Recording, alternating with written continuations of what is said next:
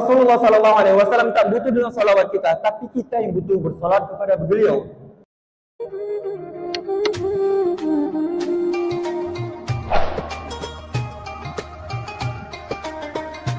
Bismillahirrahmanirrahim. Assalamualaikum warahmatullahi wabarakatuh.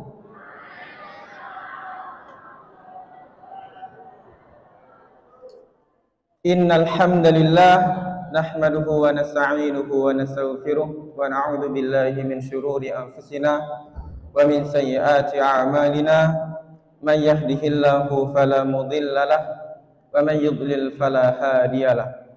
Nashhadu an la ilaha illallah wahdahu la syarika lah wa nashhadu anna Muhammadan 'abduhu wa rasuluhu wa khaliluhu wa safiyyuhu addal amanah wa nasahal ummah wa jahada fi sabilillahi haqqa jihad hatta atahu al-yaqin.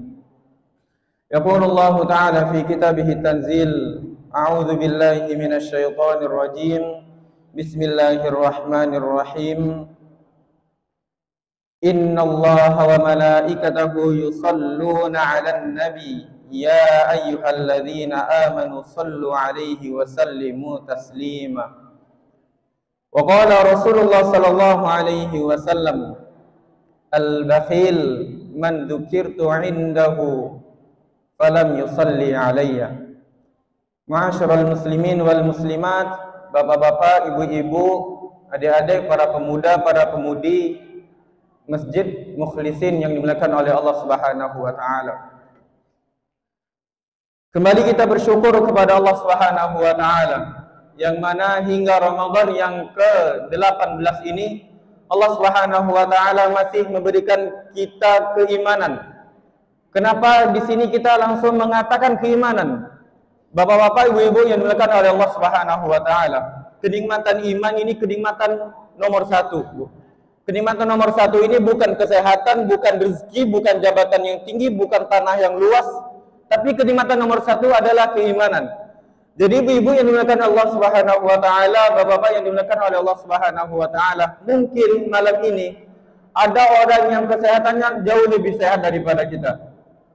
Ada orang yang mungkin hartanya jauh lebih banyak daripada kita. Ada yang mungkin jabatannya jauh lebih tinggi daripada kita. Ada yang mungkin Allah Subhanahu wa taala berikan waktu yang lebih luang daripada kita. Tetapi Allah Subhanahu wa taala ketika tak menancapkan keimanan dalam hati dia, ketika Allah Subhanahu wa taala tak mengizinkan iman itu ada di hatinya, maka percuma semuanya. Maka dia tak akan mendekatkan diri kepada Allah Subhanahu wa taala. Maka bersyukur kita kepada Allah Subhanahu wa taala dalam kondisi apapun. Maka dari itu Rasulullah sallallahu alaihi wasallam mengajarkan kepada kita, bapak-bapak, ibu-ibu yang dimuliakan oleh Allah Subhanahu wa taala, ketika kita dalam keadaan lapang, ketika dalam keadaan lapang, ekonomi lancar, anak-anak sehat, tubuh kita sehat, harta kita dilimpahkan oleh Allah Subhanahu wa taala, maka ini adalah waktu yang lapang. Ini adalah kenikmatan yang lapang menurut kita. Maka Rasulullah sallallahu alaihi wasallam mengajarkan kepada kita untuk mengucapkan alhamdulillahi bi ni'matihi tatimmus shalihat. Lalu bagaimana ketika kondisi kita lagi sempit? Entah kita dalam keadaan sakit, anak-anak lagi sakit, ekonomi lagi sempit, waktu sempit, pokoknya seakan-akan hari ini adalah hari yang begitu berat bagi kita. Apakah kita meninggalkan ucapan alhamdulillah? Tidak, bapak-bapak, ibu rahimani wa rahimakumullah. Bahkan di sini juga Rasulullah sallallahu alaihi wasallam menyarankan, mengajarkan kepada kita tetap mengucapkan alhamdulillah, tapi beda katanya. Rasulullah mengajarkan kepada kita alhamdulillahi ala kulli halin. Segala puji bagi Allah Subhanahu wa taala ala kulli hal, dalam segala kondisi. Maka dari itu bersyukur kepada Allah Subhanahu wa taala adalah hal yang paling utama. Bersyukur dengan hati, makanya ada istilah dari Rasulullah sallallahu alaihi wasallam itu qalbun syakirun, hati yang bersyukur. Bisa bersyukur dengan lisan, dengan mengucapkan alhamdulillahirabbil alamin. dan kita juga wajib untuk menunjukkan, membuktikan rasa syukur kita kepada Allah Subhanahu wa taala bil arkan, yaitu dengan anggota tubuh kita. Maka percuma ibu-ibu yang dimuliakan oleh Allah Subhanahu wa taala, percuma bapak-bapak yang dimuliakan oleh Allah Subhanahu wa taala, ketika hati kita bersyukur menerima apa yang diberikan oleh Allah Subhanahu wa taala, ketika lisan kita senantiasa mengucapkan alhamdulillah, alhamdulillah, alhamdulillah, namun buktinya tak ada bapak-bapak, namun buktinya tak ada ibu-ibu. Kita tinggalkan sholat, kita tinggalkan sholat padahal harta kita banyak, kita tinggalkan Al-Quran, maka ini sejatinya orang yang belum bersyukur, karena dia hanya bersyukur dengan dua jalur, hanya dengan jalur hati dan jalur lisan. Namun jalur yang paling inti belum dia laksanakan, yaitu dengan anggota badan. Kemudian kita juga bersalawat kepada baginda Rasulullah sallallahu alaihi wasallam dengan senantiasa mengucapkan Allahumma salli ala sayyidina Muhammad wa ala ali sayyidina Muhammad. Assalamu alayka ya Rasulullah, assalamu alayka ya Habibullah. Jamaah ma'asyiral muslimin wal muslimat, jamaah salat Isya dan Tarawih yang dimuliakan oleh Allah Subhanahu wa taala. Alhamdulillah, meskipun malam yang ke-18 Masjid Mukhlisin masih menempati dalam kategori jamaah yang masih banyak, alhamdulillah. Salah satu masjid yang saya cintai karena di sini kita latihan MTQ ini seringnya di sini ibu-ibu. Bahkan ketika Kota Rengat menjadi tuan rumah dari MTQ, maka di sini sering digunakan untuk tahfidz. Maka dari itu salah satu masjid yang paling saya cintai di sini. Meskipun mungkin sesekali saya salat sini, tapi alhamdulillah qadarullah, Allah Subhanahu wa taala mengizinkan kita untuk bermuajahah. Allah Subhanahu wa taala izinkan kepada kita untuk bertatap wajah. Baik ibu-ibu yang dimuliakan Allah Subhanahu wa taala, judul kita pada malam hari ini yang telah ditetapkan oleh LP2A tentang keutamaan sholawat, fadilah sholawat. Apa itu sholawat? Bersalawat kita kepada baginda Rasulullah sallallahu alaihi wasallam. Kita mengucapkan doa kepada Rasulullah sallallahu alaihi wasallam. Ma'asyiral muslimin rahimani wa rahimakumullah. Perlu kita ketahui bahwasanya Rasulullah itu tak butuh dengan salawat kita. Rasulullah sallallahu alaihi wasallam tak butuh dengan salawat kita, tapi kita yang butuh bersalat kepada beliau. Kita yang butuh salawat kepada beliau, bapak-bapak yang dimuliakan oleh Allah Subhanahu wa taala. Karena yang pertama, ini adalah perintah dari Allah Subhanahu wa taala. Sebagaimana yang Allah Subhanahu wa taala firmankan dalam surat Al-Ahzab, yang mungkin ayat ini kita dengar setiap Jumat. Allah Subhanahu wa taala berfirman, "Innallaha wa malaikatahu yusholluna 'alan nabi, ya ayyuhalladzina amanu shallu 'alaihi wa sallimu taslima." Jadi kata Allah Subhanahu wa taala, innallaha wa malaikatahu yusholluna 'alan nabi. Sesungguhnya Allah Subhanahu wa taala bersama para malaikat yusholluna 'alan nabi, mereka bersalawat kepada baginda Rasulullah sallallahu alaihi wasallam.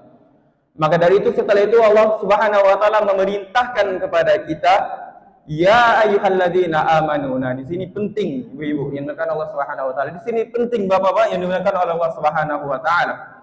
Pentingnya di mana? Allah Subhanahu wa taala mengajak orang-orang beriman. Maka ketika kita merasa beriman, maka ketika kita merasakan bahwasanya di dalam dada kita ini ada keimanan, maka harusnya kita terpanggil. Harusnya kita terpanggil. Apa kata Allah Subhanahu wa taala? Ya ayyuhalladzina amanu, wahai orang-orang yang beriman. Maka beriman itu adalah kewajiban untuk kita mengakuinya. Kita jangan ragu, kita ini beriman tidak? Kita ini beriman tidak? Tidak. Kita harus mengakui bahwasanya kita orang yang beriman. Buktinya apa? Kita sholat. Buktinya apa? Kita beribadah kepada Allah Subhanahu wa taala. Buktinya apa? Meskipun capek kita tetap puasa. Buktinya apa? Ketika ada ayat ya ayyuhalladzina amanu, kita merasa terpanggil. Maka di sini apa panggilan Allah Subhanahu wa taala? Ya ayyuhalladzina amanu shallu 'alaihi wa sallimu taslima. Wahai orang-orang yang beriman, kata Allah Subhanahu wa taala, sallu 'alaihi.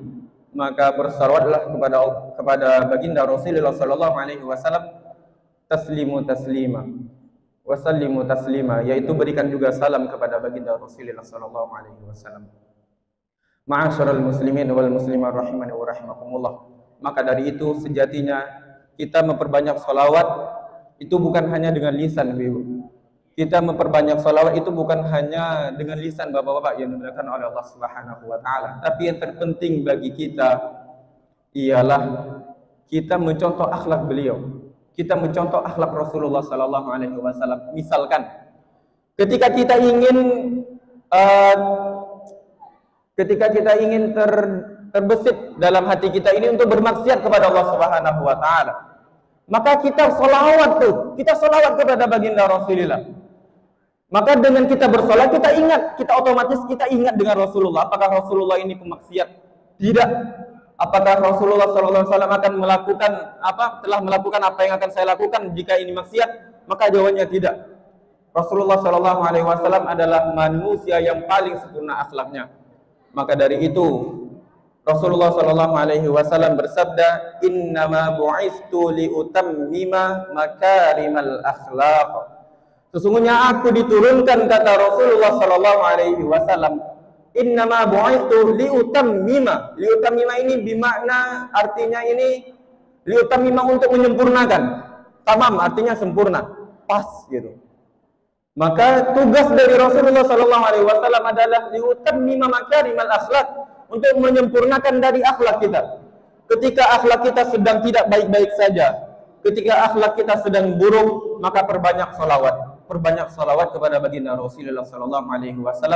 Kita ingat-ingat lagi akhlak beliau ini seperti apa. Akhlak beliau ini seperti apa? Akhlak beliau ketika pengen tidur, adab-adab tidur. Ketika bangun tidur itu gimana? Ketika makan gimana? Ketika setelah makan gimana? Maka dari itu inilah yang terpenting. Kita perbanyak sholawat dengan lisan itu juga penting, namun juga penting ketika kita mencontoh dari akhlak Rasulullah SAW. Ma'asyiral muslimin wal muslimat rahimani wa rahimakumullah. Allah Subhanahu wa taala juga berfirman, "Laqad kana lakum fi Rasulillahi uswatun hasanah liman kana yarjullaha wal yawmal akhir." Kata Allah Subhanahu wa taala, "Laqad kana lakum fi Rasulillah." Telah ada di tengah-tengah kalian ini, telah ada manusia yang paling sempurna akhlaknya fi Rasulillah, yaitu pada Rasulullah sallallahu alaihi wasallam, uswatun hasanah, contoh yang terbaik. Maka dari itu, Bapak-bapak, Ibu-ibu, jamaah masjid mukhlisin yang dimuliakan oleh Allah Subhanahu wa taala, maka kewajiban kita ialah mencontoh dari akhlak Rasulullah sallallahu alaihi wasallam. Ketika Bapak-bapak ingin menjadi kepala keluarga yang sangat hebat, yang adil, maka contoh dari Rasulullah sallallahu alaihi wasallam. Ketika Bapak-bapak mungkin profesinya pedagang, ketika pedagangnya ingin sukses, ketika ingin berdagang dengan barokah, maka contoh dari Rasulullah sallallahu alaihi wasallam, karena beliau pun juga ahli dalam berdagang. Ketika ingin menjadi orang yang paling baik di sisi Allah Subhanahu wa taala maupun di sisi manusia, maka contoh dari akhlak Rasulullah sallallahu alaihi wasallam. Maka sejatinya ibu-ibu, maka sejatinya bapak-bapak, adik-adik yang dimuliakan Allah Subhanahu wa taala, sejatinya hidup kita ini tinggal mencontoh dari Rasulullah, udah itu aja. Kita tinggal mencontoh dari Rasulullah. Ketika kita mencontoh dari Rasulullah sallallahu alaihi wasallam, ketika kita berpegang teguh dengan Al-Qur'an dan As-Sunnah, maka selesailah urusan dunia akhirat kita. Maka insya Allah kita akan menjadi orang yang paling bahagia di dunia dan akhirat. Karena Rasulullah sallallahu alaihi wasallam bukan ahli hanya dalam sholat, bukan ahli dalam hanya bersedekah, bukan ahli dalam hanya perkara akhirat, tapi Rasulullah SAW juga ahli dalam urusan dunia, dalam menjadi kepala keluarga, dalam menjadi suami, ketika menjadi pemimpin perang, beliau ahli semua ibu-ibu, beliau ahli semua bapak-bapak. Maka dari itu sekali lagi kita perbanyak salawat kepada baginda Rasulullah SAW dengan lisan, namun tak lupa pula kita juga mencontoh dari akhlak beliau, karena ini adalah hal yang paling utama. Sekian yang dapat kami sampaikan. Semoga kita semua bisa menjadi hamba-hamba Allah Subhanahu wa taala yang bisa mencontoh akhlak dari Rasulullah sallallahu alaihi wasallam, sehingga intinya Nanti di surga kita bertetangga dengan Rasulullah sallallahu alaihi wasallam. Bapak-bapak, ibu-ibu yang dimuliakan Allah Subhanahu wa taala. Kalau kita berharap dengan amalan ibadah kita jauh dengan Rasulullah. Kalau kita berharap dengan amalan ibadah kita bandingkan dengan Rasulullah, itu sangat jauh. Maka kata Rasulullah sallallahu alaihi wasallam, ada kabar gembira dari beliau, al-mar'u ma'a man ahab. Seseorang itu nantinya di akhirat akan dikumpulkan bersama orang-orang yang dicintainya. Maka kita cintai sepenuh hati kita kepada Rasulullah sallallahu alaihi wasallam. Maka janji dari beliau adalah kita bertetangga dengan Rasulullah sallallahu alaihi wasallam. Semoga kita dapat melaksanakan itu, sehingga sekali lagi kita dapat, meskipun kita pemaksiat, semoga kita dapat bertetangga, kita dapat melihat wajah yang cerah dari Rasulullah sallallahu alaihi wasallam. Amin amin ya rabbal alamin. Akhiru da'wana alhamdulillahi rabbil alamin. Assalamualaikum warahmatullahi wabarakatuh.